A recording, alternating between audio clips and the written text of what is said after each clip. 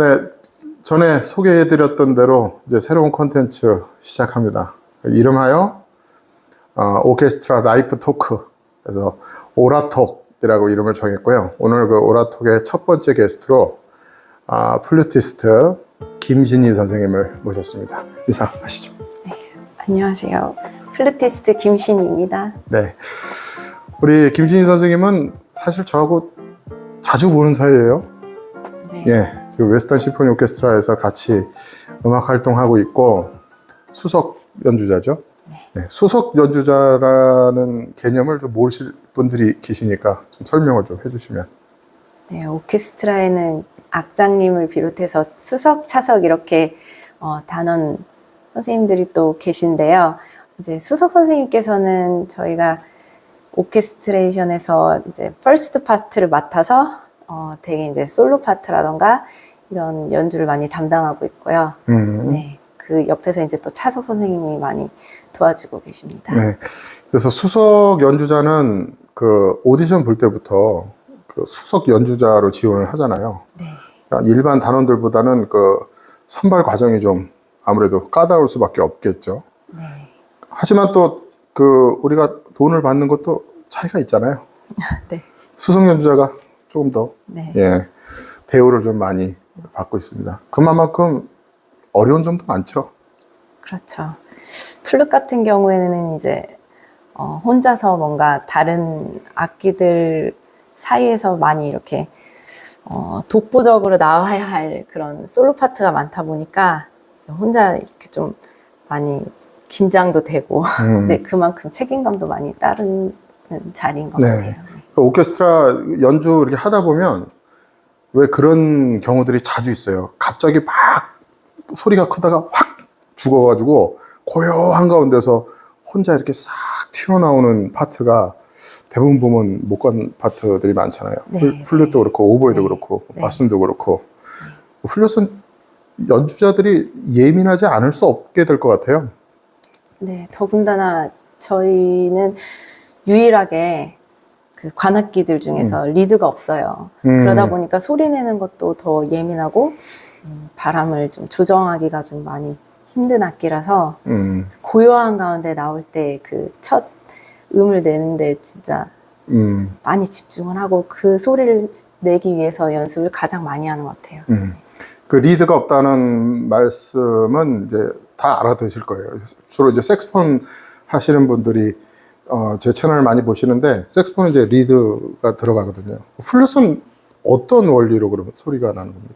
플룻은 그 위에 치구가 있어요. 거기를 이제 리플레이트라고 하는데 거기 이제 입술을 대고 거기에 있는 이제 구멍에 각도를 맞춰서 이제 바람을 불게 되면은 단소와 비슷하게 이렇게 스치는 바람으로 인해서 소리가 나고. 그러면 네. 그 우리 악기 중에 국악기 중에 대금이라고 있잖아요. 네. 대금하고 소리가 나는 원리가 같다고 보면 되나요? 네, 비슷한데 저희는 대금이랑 다르게 헤드 부분에 대금은 제가 알기로는 구멍이 있어서 거기에서 이제 떨리는 원리가 들어간다고 알고 있거든요. 대금은 안에 어떤 떨림판이 있다. 네. 그것도 저도 잘 모르겠는데 한번 알아봐야 될 것 같네요. 그 플룻이 또 종류가 한 가지가 아니지 않습니까? 네. 어떤 종류가 있죠? 크게 플룻이랑 피콜로 플룻이라고 플룻보다 절반 크기의 작은 악기가 있고요. 그리고 이제 알토 플룻, 좀 큰 악기. 그렇게 세 개만 오케스트라 음악에서는 쓰여지고요. 그 외에도 베이스 플룻이라던가 콘트라베이스 플룻이라던가 굵기와 크기, 길이에 따라 많이 분류가 됩니다. 근데 저는 아직까지 오케스트라 하면서 알토 플룻 연주하는 거는 직접 못 본 것 같아요. 네. 라벨이라던가 네. 근대 작곡가들. 네. 거기에는 나오는군요. 네. 현대음악에도 많이 쓰이고 있어요. 네, 피콜로는 그 안주머니에 들어갈 정도죠. 네. 그러니까 케이스까지 해서. 네. 굉장히 작던데. 네. 큰 안주머니에는 충분히 들어갈 거라 생각됩니다.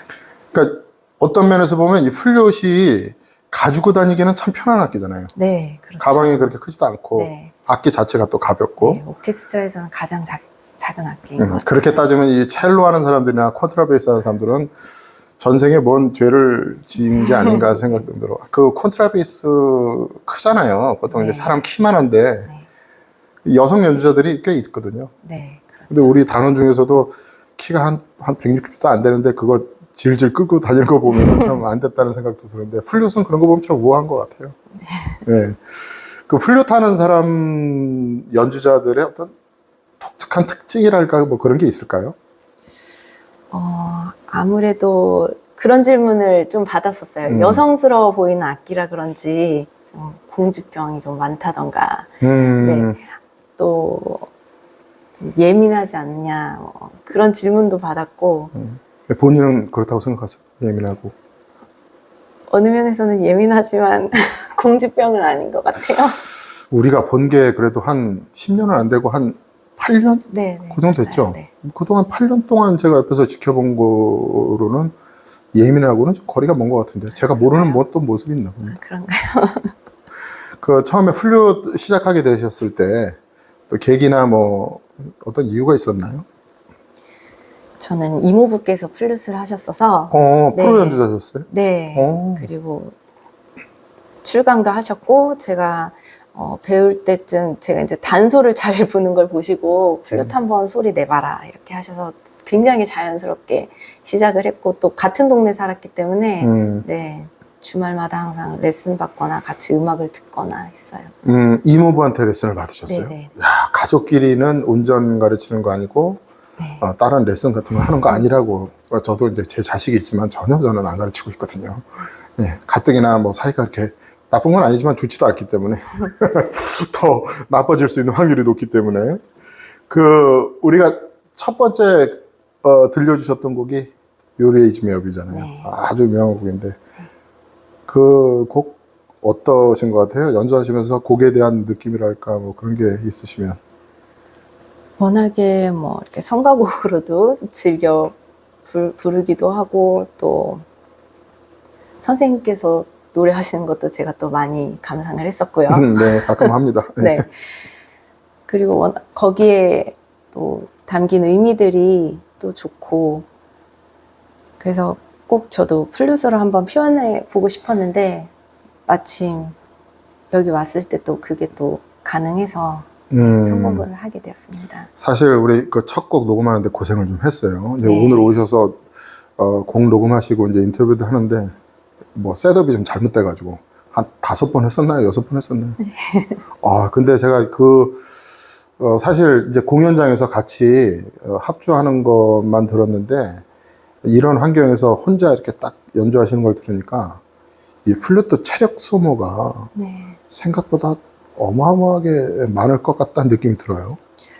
맞아요. 저도 그래서 꼭 악기 때문이라도 항상 체력 관리를 하는 편이고, 그리고 다행히 그 폐활량 같은 건 좀 타고난 편이라서 네, 소리나 이제 호흡 연습을 할 때 좀 그걸 더 신경 써서 좀 네, 하는 것 같아요. 우리가 복압이라고 표현을 하잖아요. 어떤 뭐 고음을 갑자기 올린다든지 네. 그럴 때 어떤 압력이 딱 필요한데 여느 다른 악기보다 사실 그 복압이 그 금관악기 쪽에서 좀 많이 필요하고 힘들거든요. 트럼펫 연주하다 보면 굉장히 힘든 걸 많이 느끼는데 플룻도 전혀 그거에 뒤처지지 않는다는 걸 제가 느낌을 받았거든요. 저희는 또 그 입이 이제 치구에 닿아 있지도 않고 리드가 없다 보니까 그 저희가 내쉬는 그 호흡의 70%는 그냥 빠져나가고 나머지가 이제 악기 안으로 들어가서 이제 끝까지 울려서 나와야 그게 소리가 되기 때문에 호흡이 가장 많이 필요한 것 같아요. 지금 말씀하신 게 좀 흥미로운 게 바람을 이제 내면 네. 악기 안으로 들어가는 건 30%다. 네, 그 정도밖에. 나머지는 바깥으로 다 버려지는 거고. 네네네. 그러면은 훨씬 더 많은 호흡이 필요하겠네요. 네. 이거는 좀 저희 구독자분들이 대부분 색소폰 하시는 분들이 많거든요. 근데 사람 몸으로 다 연주를 하는 거니까 공통점이 있을 거라고 생각해서 여쭤보는데, 도약이라고 그러잖아요. 낮은 음에서 높은 음으로 이렇게 올라갈 때 어떤 뭐 몸에 어떤 변화나 아니면 어떤 생각으로 그것들을 처리를 하셔요? 저는 높은 음에 집중을 하기보다 그 전에 미리 준비를 하는 게 좀 중요하다고 생각해서 미리 이제 받쳐주는 이런 횡격막이나 그리고 위에서는 오히려 입술은 좁히지만 여기는 좀 이완을 시켜서 플룻 같은 경우는 긴장이 많이 되면은 음이 많이 올라가요, 음정이. 그래서 이쪽을 좀 이완시켜서 음정을 낮추려고 노력을 좀 많이 해요. 그 횡격막 말씀 지금 나왔는데, 사실 제가 얼마 전에 그 횡격막에 대해서 좀 중요성에 대해서 좀 말씀을 드린 게 있거든요, 여러분들한테. 횡격막이 어렵죠? 그 사용된다고 느끼는 게. 네, 어렵죠.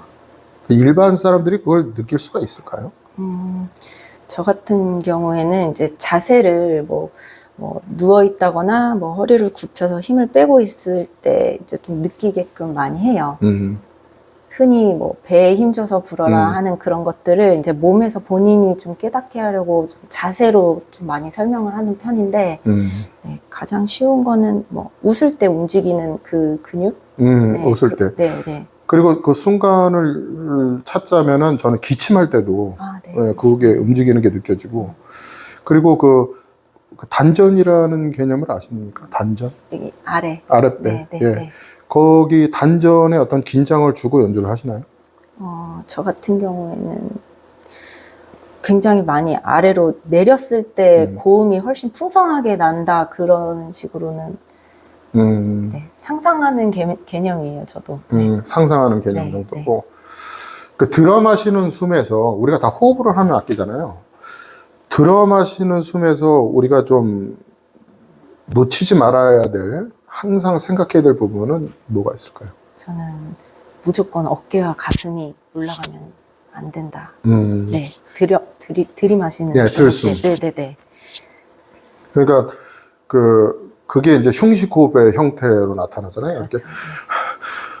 그래서 실제로 연주하는 사람들 보면 어깨가 들어 마실 때도 이렇게 내려가는 모양이 보이는데, 근데 그 호흡들을 좀 어려워하시는 것 같아요.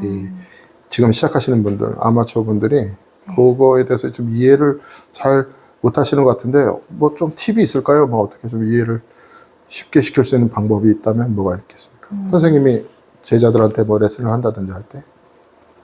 저는 두 가지로 설명을 하는데요. 첫 번째는 이제 누울 공간이 있을 때는 누워서 이제 누워 있으면 자연스럽게 복식 호흡을 하게 되는데, 그때 이제 좀 두꺼운 책이나 그런 것들을 올려서 최대한 내쉴 때 천천히 흔들림 없이 내리는 그런 연습을 좀 시킬 때가 있고요. 잘못하면 책이 이제 떨어지니까. 네, 흔들흔들 한다거나. 배가 또 굴곡이 어느 정도 있고. 네, 너무 빨리 내려간다거나 그걸 유지할 수 있게끔, 그 긴장을 유지할 수 있게끔 하는 방법이 있고요. 그런 이제 장소가 여의치 않을 때는 이제 허리를 구부려서 내가 직접 허리에 이제 손을 대고 숨을 들이마시면은 자연스럽게 이게 이제 부풀고 빠지는 게 느껴져요. 구부리고 연습을 할 때. 구부린다는 건 좀 이렇게 구부리는 네, 90도로 네. 구부리고 숨을 쉬면은 숨을 쉴 때 배가 자연히 그렇겠네요. 네. 왜냐면 이제 가슴이 올라가는 게 문제니까. 네. 완전히 구부리면 구조상 올라갈 데가 없잖아요. 그렇죠. 가슴이 네. 이렇게 있으면 올라갈 데가 있는데, 이러면은 올라갈 데가 없으니까 자연적으로 우리가 상체에 힘을 뺀 상태에서 호흡을 어떻게 들어가는지 알아낼 수 있다는 거죠. 뱉을 때 또 최대한 천천히 내뱉게끔.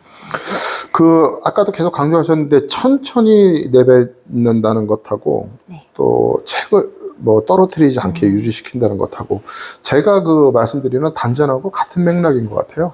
그래요? 예, 단전에 이렇게 힘을 주면은, 이렇게 뭔가 푹 꺼지는 게 아니고, 계속 이렇게 텐션이 유지되면서, 조절해서 이렇게 쓴다는 느낌이 있거든요. 그 말씀하고 일맥상통하는 것 같다는 느낌이 듭니다. 그리고, 클래식을 이제 주로 하시잖아요. 네.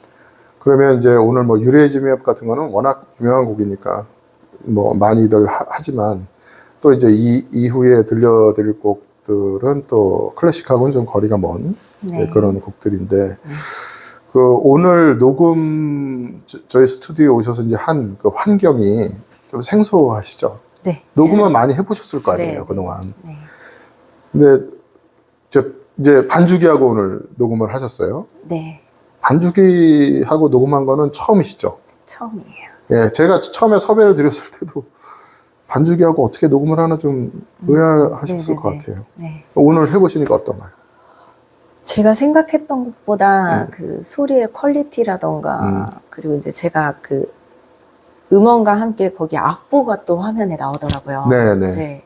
그래서 너무 편리했고요. 같이 정말로 합주를 하는 그런 기분이 들었어요. 아, 그러니까 사람이 반주를 해주는 듯한 느낌이 기계가 네, 아니고. 보통 이제 뭐 그냥 음악을 들으면서 제가 따라가야 한다, 뭐 제가 맞춰야 한다, 저는 그렇게 생각을 했는데 뭔가 악보와 함께 같이 진행이 되니까 뭔가 그 안에서 저도 어쨌든 사람과 맞출 때도 귀를 열고 이제 같이 맞춰야 되잖아요.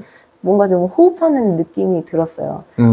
워낙에 이렇게 저는 이렇게 좀 전자음이지 않을까 생각했는데 또 그것도 아니고 리듬도 저랑 뭔가 같이 움직이는 느낌이었고 제가 상상한 그런 반주 기계랑 좀 달랐어서 뭐 같이 녹음을 하는데 불편함은 전혀 없었던 것 같아요. 참 반주기가 참 많이 뭐 경험이 없으시겠지만 많이 좋아졌다 이런 느낌 받으실 거예요. 네. 아, 이렇게까지 발전을 했구나 느낌 받으셨을 것 같아요. 네, 그 악보랑 같이 움직여서 훨씬 더 편했던 것 같아요. 지금 이걸 보시는 분들은 너무 당연한 얘기거든요. 그 아, 그래요? 커서라고 그래서 이렇게 네. 음악이 가면은 어디를 지나가고 있는지 이렇게. 근데 사실 우리는 그거를 못하게 하잖아요. 그렇죠. 커서를 의존하면은 악보를 보는 능력이 떨어지니까. 근데 뭐 편리한 건 있으니까 계속 그렇게 사용을 하시는데.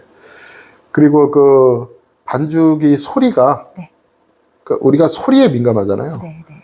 아까 말씀하셨듯이 막 전자음 소리 나고 이러면 조금 거슬 수도 있는데 네. 그 퀄리티가 네. 뭐 제가 항상 말씀드리는 거지만 반주기는 대한민국이 탑 원입니다. 원. 예, 예. 네. 그런 거를 전혀 모르셔요. 제가 이해 못 하시겠는데 오케스트라에서 이렇게 주로 활동하시는 분들은 반주기를 쓸 일이 이제 없는 거죠. 네. 다 서로가 반주를 해주고 네. 있기 때문에. 근데 어떻게 한번 구입해 보실 생각은 없어요? 지금 많이 욕심이 나요. 그 정도예요. 네. 그렇구나. 하여튼 그 반주기를 활용해서 뭐 재미도 재미인데 교육적으로도 뭐 활용할 수 있는 방법이 많다고 생각합니다. 자, 그러면은 우리 그 중간 연주를 한번 듣고 계속 말씀을 나눠보도록 하겠습니다.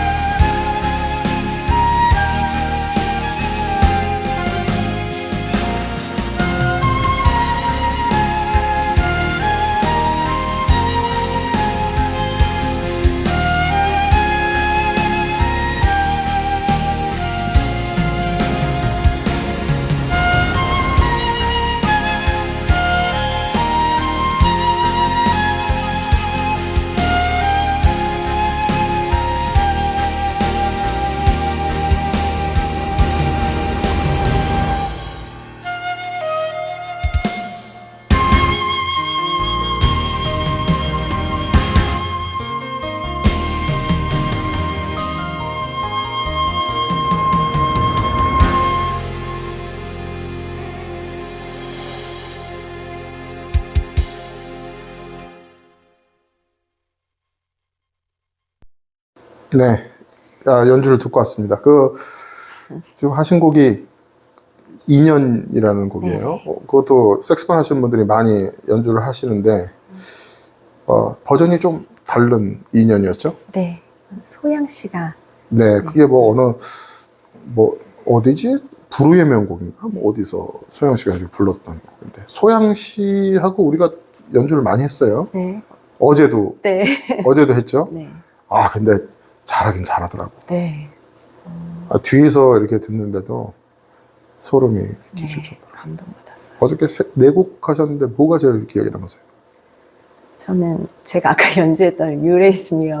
네, 너무 그걸 감동받아서 저도 한번 연주해봤습니다. 저는 Amazing Grace. Amazing Grace 참 잘하시더라고요. 언제 기회가 되시면 꼭 한번 라이브를 한번 들어보시기를 권해드립니다. 우리나라에서, 그러니까 여기에서 공부를 안 하신 걸로 알고 있어요. 네. 그러니까 보통 코스가 국내에서 이제 음악대학교 졸업을 하고 대학원을 갈 거냐 아니면 유학을 갈 거냐 이렇게 이제 나뉘는데 어떻게 그렇게 바로 외국으로 어디를 가셨었죠? 저는 독일로 가서 공부를 했는데. 네. 독일에 그러면 몇 살 때 독일로 가신 거예요? 고등학교를 졸업하자마자 갔고요. 그 전에 이제 고등학교 졸업을 하지 않고 가 있었던 친구도 거기 있었어서 네, 가서 좀 도움을 받으면서. 그럼 아예 대학 생활을 독일에서 시작하셨어요? 네. 독일에 거주하셨던 기간은 얼마나 되세요? 10년 남짓. 10년. 강산 한번 변할 때까지 독일에 계셨네요. 네. 그럼 독일어는 다 하시겠네요. 네. 대단하십니다. 그럼 독일에서 10년 정도 있었으면 그런 생각도 들 수 있을 것 같아요. 내가 그냥 여기서 살아야 되겠다.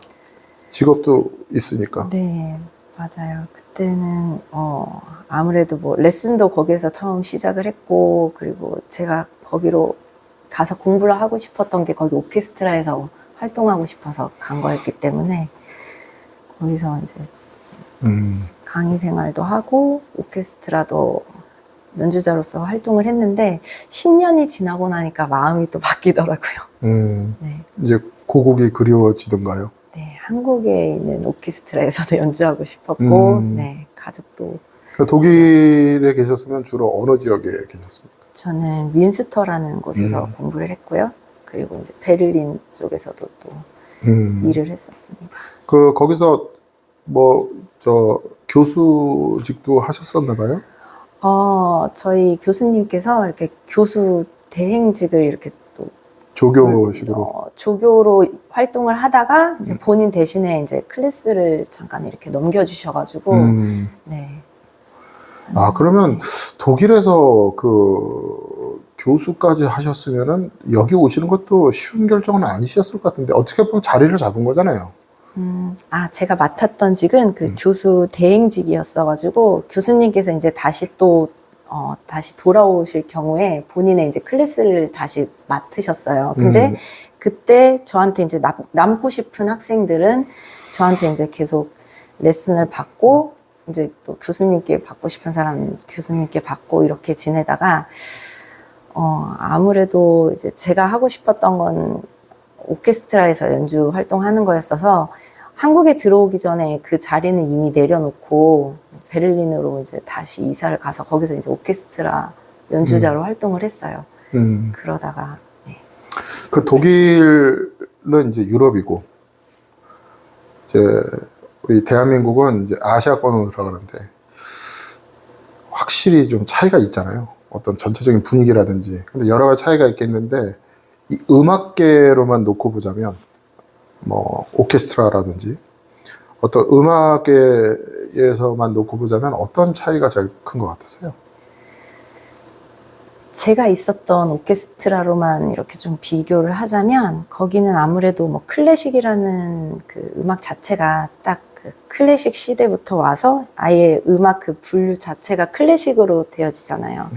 그만큼 보수적이고 이제 뭔가 그 틀을 깨트리고자 하는 것들이 이제 아이들을 위한 창작 음악회라던가 아니면 현대음악 작곡가들 위촉해서 쓰는 곡들을 연주하고 이렇게 변화를 주는데 그거에 반해 이제 저희는 뭔가 시대에 따라서 이렇게 좀 발맞춰 가는 느낌? 예를 들면 뮤지컬이나 뭐 팝, 뭐 여러 가지 대중음악들, 그러니까 대중 중심으로 움직이는 것 같아요. 요즘 들어서 좀 생각을 해보면 좀 더 대중의 니즈를 충족시키는 것 같아요. 대한민국의 오케스트라는. 그러니까 좋게 얘기하면 그렇고 조금 상스럽게 표현하면 돈 되는 거에 굉장히 빠르다. 그렇게 생각하진 않았고 그러니까 이제 전통을 고수하는 단체와 뭔가 네. 뭐 어차피 서양 음악이 대중을- 원래 우리 거는 아니니까. 그렇죠. 예, 그렇죠. 네. 저희 웨스턴 심포니 오케스트라도 뭐 클래식을 기반으로 하는 오케스트라지만 여러 가지 장르를 연주를 하거든요. 네. 보면은 가끔 그런 생각도 들어요. 내가 이 뮤지컬 바닥에 와 있나, 아니면 저 팝스 오케스트라 와 있나 이런 생각이 들 정도로. 그러니까 지금은 뭐 하나만 고집해서는 좀 힘든 세상인 것 같아요. 본인도 그런 마인드가 있으세요? 그러니까 뭐 예를 들어서 플룻으로 트로트를 한 곡 하라고 하면 하실 수 있습니까? 네, 할 수 있어요, 저는. 네. 트로트의 맛도 알고 계세요? 그게 좀 부족해서 좀 한 수 배우고 싶어요. 선생님께. 그래요. 지금 그 웨스턴 심포니에서 한 8년 네. 이제 수석 연주자로 계속 계신데 웨스턴 심포니 오케스트라의 색채랄까? 우리 오케스트라의 어떤 그 존재의 이유랄까? 뭐라고 생각하세요? 항상 그 지휘자 선생님께서 강조하시는 것도 그거잖아요. 대중에게 좀 더 가까이. 네. 소통 이런 거. 네. 그래서 항상, 저희 오케스트라나, 저희가 연주하고 있는 그런 프로그램에 대한 설명도 잘 해주시고, 그리고 저희가 또 찾아가는 음악회를 많이 하고 있잖아요. 네, 그렇죠. 야외에서 주로. 네. 작년에 우리가 한 70여 회 했어요. 네. 많이 한 거죠. 아파트 단지 이런 데 들어가서 네. 하고. 그런 것도 설명을 이제 차근차근 드릴 텐데, 올해도 계획이 있잖아요. 네. 작년에 뭐 전국 말 그대로 방방곡곡을 안 다닌 데가 없을 정도로 먼 데서부터 가까운 데까지 쭉 다녔는데, 우리가 그러다 보면은 이제 지방을 먼 거리를 이렇게 가야 될 때 많잖아요. 네. 그런 것에 대한 피로나 뭐 스트레스는 없으세요? 아무래도 그 장시간의 이동 후에 이제 악기를 해야 되면 좀 어려운 건 사실이에요. 그렇죠. 뭐 버스를 타고 4시간을 가서 네. 악기를 풀고. 네. 그래도 좀 저희 오케스트라 이동하는 거 보면 조금 넉넉한 시간에 가서 좀 웜업할 시간도 좀 충분하고, 그리고 또 이제 음향 테스트가 저희가 항상 있잖아요. 그 시간을 통해서 좀 저희가 연주해야 할 그 공간에 좀 적응하는 시간도 충분히 갔기 때문에. 네. 그래도 우리는 그 버스를 한 3대씩 움직이는데 한번 할 때마다 연주할 때마다 네네. 저는 버스를 안 타봐서 모르겠는데 저는 항상 전날 내려가잖아요. 일 때문에 지방 공연이 있으면 그 버스 한번 제가 이렇게 올라가서 봤거든요. 근데 무슨 버스가 요즘은 그렇게 생겼는지 네. 뭐 리무진이라고나 버스. 네네. 아니 뭐 의자도 뭐 완전히 뒤로 침대처럼 넘어가고 또 허벅지 받침대도 이렇게 올라오고 자리마다 또 뭐 핸드폰 이렇게 네. 충전할 수 있는 것도 맞아요. 있고 네. 버스가 저는 약간 이제 이쪽에 이제 문제가 있어 버스를 잘 못 타는데 한번 관심 갖고 들어가 봤는데 너무 좋더라고요. 네. 심지어 기사님들도 항상 친절하셔서 네, 우리를 물이나 계속 보니까 커피, 네, 항상 이렇게 좀 마시라고 막 이렇게 주시고. 그 기사님들이 항상 우리 움직일 때 똑같은 기사님들이 대부분 오시죠. 네, 콘트라베이스 같은 경우는 같이 들어주시고. 야, 참 그런 거 보면 우리 오케스트라가 그 단원들을 위해서 그런 세심한 것까지 신경을 많이 쓰는 것 같아요. 네. 음. 단무장님께서 그 가운데서 아주 노력을 많이 해주시죠. 그런 이상한 소리를 하지 마시고 하나 바람이 있다면 이제 우리 그 연주자들 처우가 네. 페이가 네. 올해는 조금 더 올라가기를 바라는데 제가 지금 열심히 지금 건의를 하고 있습니다만 이거 경기가 어려워서 그런지 그게 쉽지는 않습니다. 네. 우리 처음 악기를 시작하시는 분들이 만약에 나는 플룻을 한번 도전해보고 싶다 그런 분들에게 어린아이서부터 나이 드신 분들까지 공통적으로 이런 어떤 조언이랄까? 그런 해주실 말씀이 있는지. 막연하게 하고 싶다라는 것보다 일단 시작을 하셔서 저는 가장 하고 싶은 곡을 하나 정하셨으면 좋겠어요. 어떤 곡을 목표로 삼아서. 네, 네. 플룻 같은 경우는 보통 좀 쉬운 곡들 하는데 평균적으로 시간이 어느 정도나 필요할까요? 처음부터 레슨을 받는다 그러면. 정말 쉬운 동요 같은 거는 2달 안에도 가능하고요. 어렵진 이제 않네요.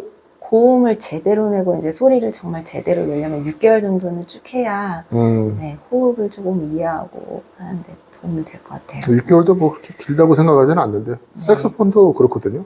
색소폰도 뭐 그런 거 보면 시간이 그 정도는 어떤 악기나 다 필요한가 봅니다. 네. 네. 참고로 트럼펫은 택도 없습니다. 6개월 가지고. 네, 트럼펫은 1년을 해도 고음이 안 나는 악기이기 때문에 너무 어려워요. 우리 웨스턴 심포니 오케스트라 수석 플룻 연주자이신 김신진 선생님 모시고 첫 이 컨텐츠 시간을 가졌어요. 너무 감사하고 한편으로 죄송한 게 장소는 그럴듯한데 뭐 녹음하는 마이크도 그렇고 다 싼 것들로 이렇게 해가지고 좀 그런 게 좀 민망하기도 하고 오늘 어떤 시간이 지금 우리가 한 3시간 정도 작업을 한 것 같아요. 총 어떤 느낌을 받으셨는지. 저한테는 반주기랑 같이 연주를 한 게 가장 인상 깊었어요. 네, 그리고 뭔가 선생님께서 이런 콘텐츠를 제작하시는